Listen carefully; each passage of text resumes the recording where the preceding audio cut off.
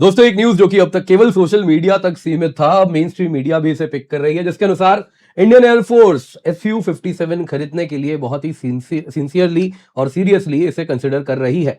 Clearly उनका कहना है जो चाइना थ्रेट है उसको अगर काउंटर करना है तो 5th जनरेशन फाइटर एयरक्राफ्ट हमारे पास होना चाहिए। चाइना ने इसे ऑलरेडी डिप्लॉय कर दिया है। रिपोर्ट्स है पाकिस्तान भी इसे जल्द ही खरीदने वाला है। तो यहां पे जरूरी है कि आईएफ कह रही है Su-57 वो स्टॉप गैप मेजर बन के उभरे।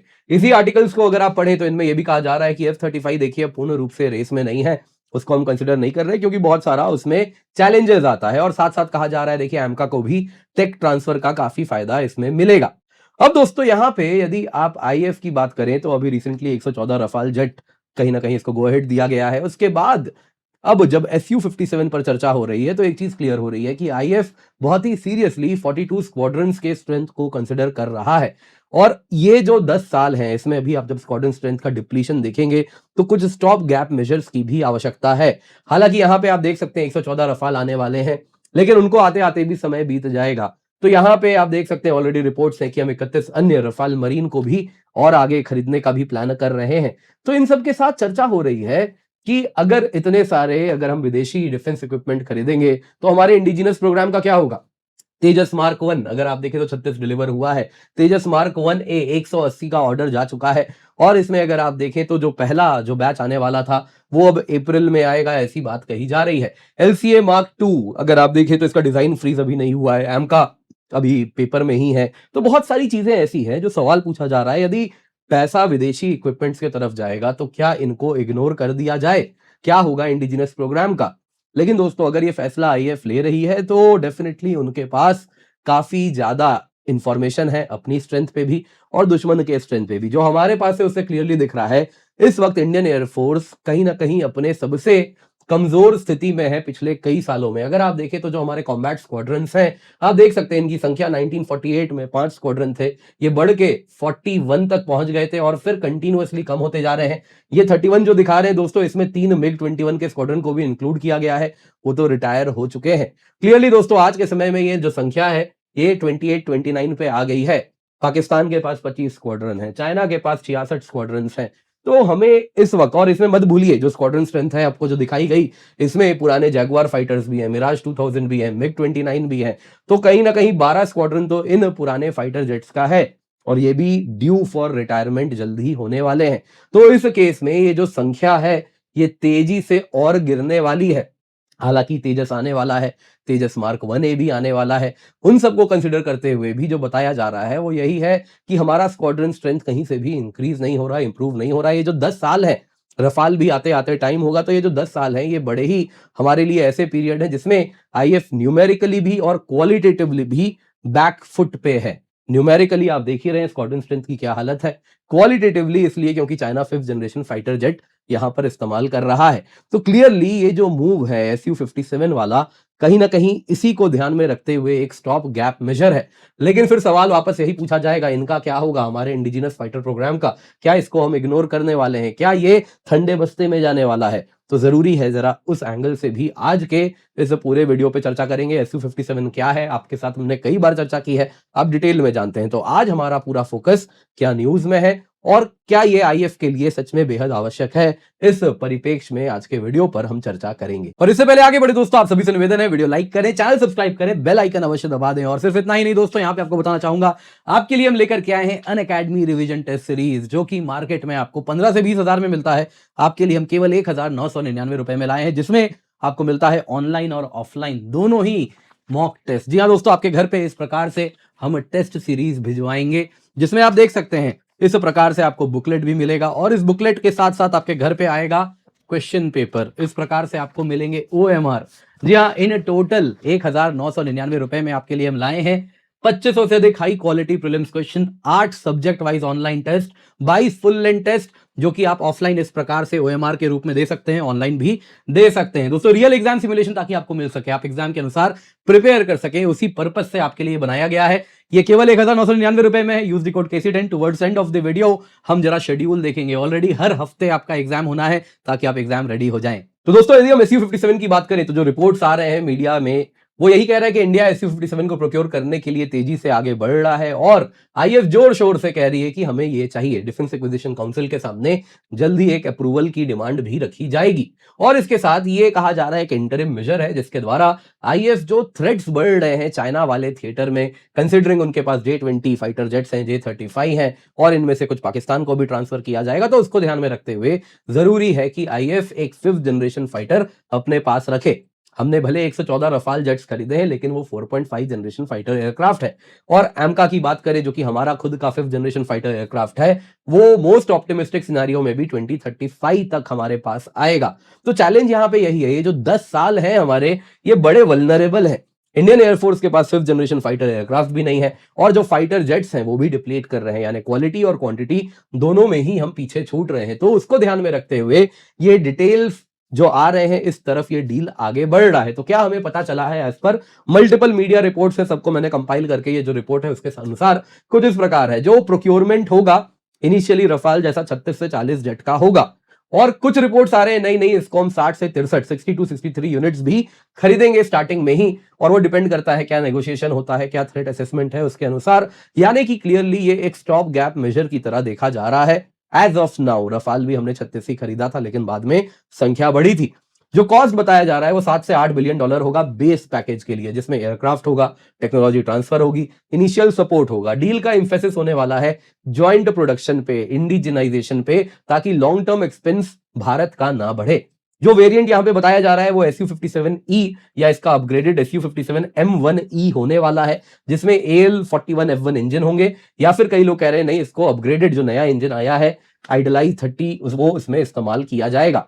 इंडियन वेरिएंट्स में कस्टमाइजेशन भी किया जाएगा आईएफ के अनुसार। F-35 को रेस में नहीं रखा गया है क्योंकि यूएस मॉनिटरिंग करता है, आर्म्स रेस्ट्रिक्शंस रहते हैं, अपग्रेड बंद कर सकता है, तो US is not a reliable buyer, उससे हम नहीं खरीद सकते, नॉट अ रिलायबल सेलर, तो उससे हम नहीं खरीद सकते हैं। क्लियरली इस बात का ध्यान रखा जा रहा है, इसीलिए जो इस वक्त 5th जनरेशन कैपेबिलिटीज में गैप है उसके लिए SU-57 लिया जा रहा है। मुझे मालूम है आप में से कई लोग कहेंगे SU-57 क्या सच में 5th जनरेशन फाइटर एयरक्राफ्ट है, नहीं है, तो वो सारी चर्चा हमने कई बार ऑलरेडी कर चुकी है, तो वापस उस पर हम नहीं जाने वाले। हमारा पूरा फोकस इसी पे होने वाला है, क्या होने वाला है इस डील में।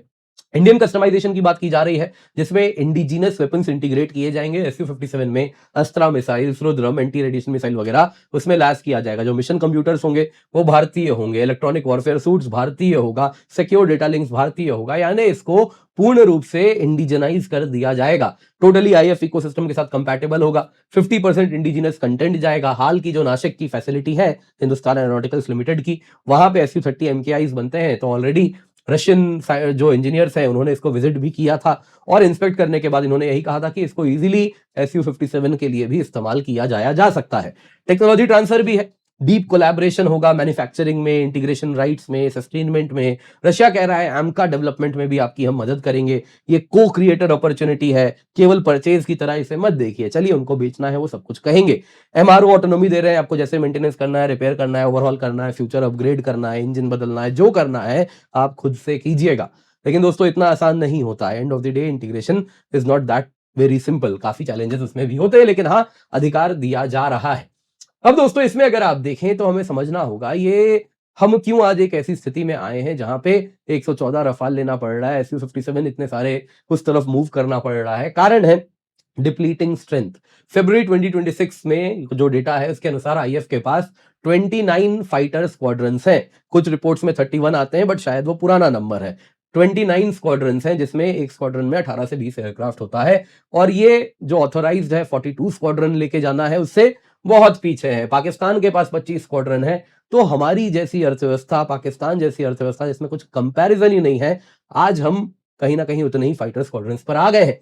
जिसमें अगर आप देखें तो की फ्लीट कंपोजिशन क्या है, SU-30 MKI के 13 स्क्वाड्रन है जो कि बैकबोन है, MiG-29 मिराज 2000 इनके 3 स्क्वाड्रन है, जैगवार के 6 स्क्वाड्रन है, ये सब ड्यू फॉर रिटायरमेंट है। जैगवार हो गया, MiG-29 हो गया, मिराज हो गया, LCA तेजस मार्क 1 और रफाल दोनों के 2-2 स्क्वाड्रन है। रिटायरमेंट्स भी दोस्तों ड्यू है, यानी ये जो संख्या 29 स्क्वाड्रन की है ये और गिरने वाली है, सब्जेक्ट टू कंडीशन, बाकी नए रिप्लेनिशमेंट टाइमली ना आए तो। अगर आए तो ठीक है, कहीं ना कहीं थोड़ा सा हम मैनेज कर पाएंगे। लेकिन एक चीज क्लियर है, अगर आप इंडिजिनस प्रोग्राम देखें तो इसमें डिलेज हुआ है। तेजस मार्क 1A का प्रोडक्शन दोस्तों 8 से 10 जेट का ही एनुअली हो रहा है। तेजस मार्क 2 का डिजाइन फ्रीज भी अभी पेंडिंग है, प्रोडक्शन 2029 तक होगा। वैसे ही अगर आप देखें तो एमका का जो फर्स्ट फ्लाइट है वो भी 2028 2029 ऑप्टिमिस्टिक सिनेरियो में है, इंडक्शन ऑप्टिमिस्टिक सिनेरियो में 2035 में है। तो क्लियरली एक चीज बड़ी क्लियरली दिख रही है कि हमारा इंडिजिनस प्रोग्राम है, लेकिन जो कैपेबिलिटीज हमें चाहिए इस 10 साल के लिए हमारे पास उस स्केल पे नहीं है। बाई 2035 हम 28 क्वाड्रन पे आ जाएंगे अगर ये सिनेरियो जो कि इंडिया टुडे ने यहाँ पे रखा है यदि इसको इस तरफ आगे बढ़े। जब मिराज भी हमारे रिटायर हो गए, मिग 29 भी रिटायर हो गए, और ये सब रिटायरमेंट के बाद भी जो तेजस वगैरह भी आ रहे हैं उनके बावजूद भी कुछ ऐसी स्थिति होगी, तो क्लियरली ये स्थिति में हम बहुत ज्यादा वल्नरेबल हो जाएंगे। तो हमारे लिए जरूरी है कि हम कुछ स्टॉप गैप मेजर्स लेकर के आए, और इसके लिए जो अगले 10 साल हैं, लड़ना तो हमें कभी भी पड़ सकता है, ये बात आईएएफ समझ रही है। और इसलिए अगले 10 साल के लिए कुछ क्विक फिक्सेस चाहिए, क्वालिटी में भी क्वांटिटी में भी। 5th जनरेशन फाइटर्स भी चाहिए और संख्या भी अधिक चाहिए। पोस्ट 2035 हो सकता है एमका आ जाएगा, तेजस प्रोग्राम पूरा मैच्योर हो चुका होगा, तो संख्या तेजी से बढ़ेगी। लेकिन तब तक क्या कीजिएगा, आप लड़ाई को तो नहीं बोल सकते कल आना, है ना, वो लड़ाई कल आना वो तो नहीं होगा। तो यहाँ पे तो जरूरी है हमारे पास आज भी कुछ होना चाहिए। लेकिन क्लियरली जब आप इस प्रकार से, है ना, $40 बिलियन का रफाल डील कर रहे हैं, 8 बिलियन का SU-57 कर रहे हैं, तो इंडिजिनस प्रोग्राम पे इसका क्या प्रभाव होगा, जरा उसको समझते हैं। अगर आप तेजस मार्क 1 प्रोग्राम देखें तो 180 प्लस एयरक्राफ्ट ऑर्डर्ड है, लेकिन इसमें भी डिलेज हुए। इंजन पे हमारी निर्भरता अमेरिकन के ऊपर है, सॉफ्टवेयर रिफाइनमेंट्स को लेके कुछ चैलेंजेस आ रहे हैं। एचएएल अगर आप देखें तो कह रही है कि अप्रैल तक 16 डिलीवरी तेजस मार्क 1 का वो दे देगी, आईएफ को सौंप देगी। तो यहाँ पे ठीक है, प्रोडक्शन हो रहा है, लेकिन एंड ऑफ द डे आप फॉरेन सप्लायर पे निर्भर हैं, तो ये फिर कभी भी डिले हो भी सकता है। दूसरा दोस्तों, बजट स्क्वीज के बहुत ज्यादा रिस्क बढ़ गए हैं। अगर आप रफाल की बात करें, $30 से $40 बिलियन, SU-57 7 से 8 बिलियन, तो इससे डिफेंस बजट पे प्रभाव पड़ता है। मार्क 1 को कहीं ना कहीं आईएफ कहेगी इस बार का जो हमें बजट में पैसा मिला वो तो हमने रफाल खरीदने में डाल दिया। आप अगर देखें तो रफाल को हर साल हम 2 से 2.5 बिलियन आवंटित करेंगे रफाल प्रोक्योरमेंट के लिए। तो आईएफ ओवर स्ट्रेच्ड हो रही है, इसमें कोई डाउट नहीं है। तेजस मार्क 2 प्लान्ड है, 120 से 130 एयरक्राफ्ट वो भी लेने हैं। 4.5 जनरेशन फाइटर है, लेकिन डिलेड है।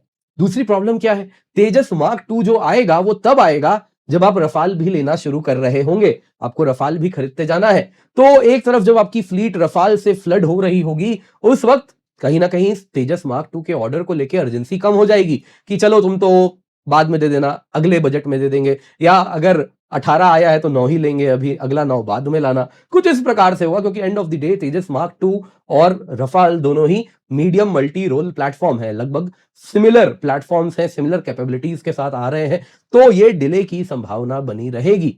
याद रखिएगा, तेजस मार्क 1 और तेजस मार्क 2 में जमीन आसमान का अंतर है। एक लाइट कॉम्बैट है, एक मीडियम कॉम्बैट है, मैंने डिटेल में बताया है, एयर फ्रेम भी अलग है। तो clearly Tejas mark 2 is a different platform, तो वो भी रफाल के साथ कहीं ना कहीं उसी प्रकार का है। तो हो सकता है आईएफ डिले कर दे ड्यू टू कॉस्ट कंसर्न्स। यहां पे दोस्तों अगर आप देखें तो एमका की बात करें तो इसका भी हाई कॉस्ट है, तो एमका फंडिंग भी हो सकता है कहीं इंपैक्टेड हो जाए। जब सारा पैसा इस तरफ जा रहा है तो एमका को कहीं हम पीछे ठंडे बस्ते में डाल सकते हैं। अगले 15 साल तक एमका में केवल R&D में अभी स्पेंड होना है, फिर जाके कहीं प्रोडक्शन की ओर जाना है। उस तरफ रफाल में $2.4 बिलियन हर साल जा रहा है। वैसे ही आप देखें तो रशियन SU-57 में भी $1 बिलियन काफी हद तक जाता रहेगा इनिशियल कुछ सालों में। तो ओवर स्ट्रेच तो हम हो रहे हैं, और इसमें यदि सोचिए एमका डिले हो गया तो क्या होगा। एमका डिले हो जाएगा, जो कि शायद रशियंस भी चाहेंगे डिले हो जाए, तो हम और SU-57 खरीदने लगेंगे। यही नेचुरल रिकोर्स और यही हमने देखा भी है। तो ये संभावना बनी रहती है। सोल्यूशन क्या है दोस्तों, हमें जो इंडिजिनस प्रोग्राम्स हैं इसको आगे तो देखिए बढ़ाना पड़ेगा। तो एकमात्र तरीका क्या है कि डिफेंस कैपिटल एक्सपेंडिचर हमें तेजी से बढ़ाना होगा, कि ये कंसर्न ना हो कि पैसे की वजह से हम अपने इंडिजिनस प्रोग्राम्स को शेल्व कर रहे हैं। ऑलरेडी इस साल डिफेंस कैपिटल बजट में 22% इंक्रीज हुआ है। तो ये जो हमने शुरू किया है ये आने वाले कई सालों तक हमें चलाते रहना पड़ेगा। डिफेंस कैपिटल बजट बढ़ाना होगा, इंडिजिनस प्रोग्राम्स को भी तेजी से आगे बढ़ाना होगा।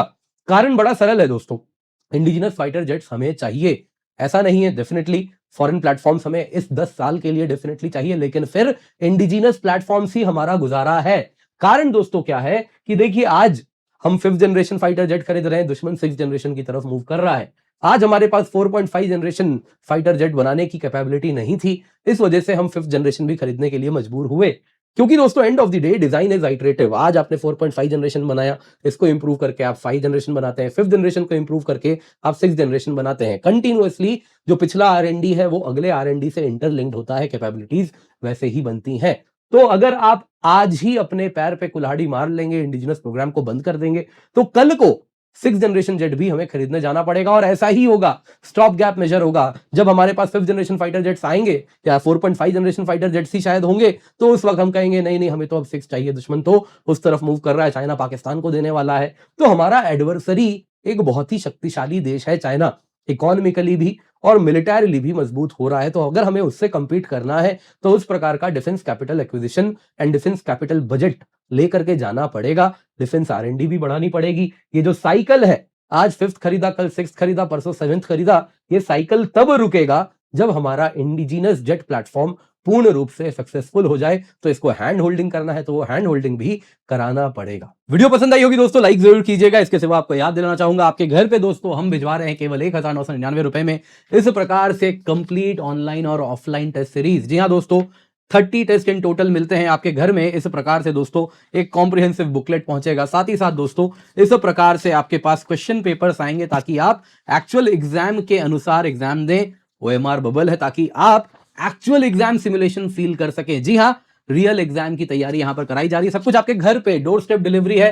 2500 से अधिक high quality prelims question, 8 subject wise online test, 25 full length test आपको मिल रहे हैं केवल 1999 रुपए में, मार्केट में जो 15 से 20 हजार का मिलता है। आप देख सकते हैं दोस्तों, इस प्रकार से शेड्यूल है। 25 जनवरी, 1 फरवरी, 8 फरवरी, 15 फरवरी। आप देख सकते हैं, अगर आपका इसमें से कुछ टेस्ट मिस हो गया है तो घबराइए मत, ऑनलाइन है 15 मार्च तक ये सारा का सारा टेस्ट, ये आप बाद में भी दे सकते हैं। और इसके बाद दोस्तों हर हफ्ते जो टेस्ट हो रहा है, फुल लेंथ टेस्ट होने वाला है। कुछ इस प्रकार से आप देख सकते हैं दोस्तों, यहां पे आपको हम पेपर 1, पेपर 2 ऐसे घर में भिजवाएंगे, जो कि आपको मिलेगा एक्चुअल जैसा यूपीएससी एग्जाम कराती है, ठीक वैसा ही आपको यहां पर हम प्रोवाइड करा रहे हैं। ऐसे OMR भी आपको मिलेगा ताकि आप एक्चुअल एग्जाम की तरह OMR भर के उसमें भी जो टाइम जाता है वो भी आप एलोकेट कर सकें। और 22 मार्च से 17 मई तक हर हफ्ते आपका फुल लेंथ टेस्ट है। सेम डे पेपर 1, पेपर 2 दोनों रखा है एक्चुअल एग्जाम की तरह। निश्चिंत होकर जुड़े दोस्तों, KC10 कोड यूज करें ताकि केवल 1999 रुपए में दोस्तों आपको ये टेस्ट सीरीज मिल सके, जो कि इंडिया की बेस्ट टेस्ट सीरीज है, इंडिया के बेस्ट एजुकेटर्स के द्वारा बनाई गई है। तो आप निश्चिंत होकर जुड़े, पिन कमेंट में इसका लिंक आपको मिल जाएगा।